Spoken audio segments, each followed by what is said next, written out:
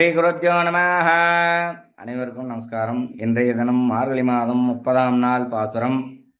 வங்கக் கடல் கடைந்த மாதவனை கேசவனை திங்கள் திருமுகத்தைச் சேலியா சென்றரஞ்சி அங்கப்பறை கொண்ட வாற்றை அணிபுதுவை பைங்கமலர் தந்தரியல் பட்டர்பிரான் கோதை சொன்ன சங்கத் தமிழ் மாலை 30 தப்பாமே இங்கு பரிசுரைப்பார் 2 மால்வரைந்தோள் செங்கன் திருமுகத்தைச் செல்வத் திருமாலால் எங்கும் திருவருள் பெற்று இன்புறவரென்பாவாய். வாடி ஓரத்தில் ஜெகத்துளித்தால் வாழியே திருப்பாவை 30 செப்பினால் வாழியே பெரியாழ்வார் பெற்றெடுத்த பெண்பிள்ளாய் வாழியே பெரும்புதூர் மாமுனிக்கு பின்னானால் வாழியே 143 உரைத்தால் வாழியே உயர் அரங்கற்கே கண்ணி உகந்தளித்தால் வாழியே மறுவார் திருவள்ளி வளநாடி வாழியே வன்புதுவை நகர்கோதை மலர்பதங்கள் வாழியே.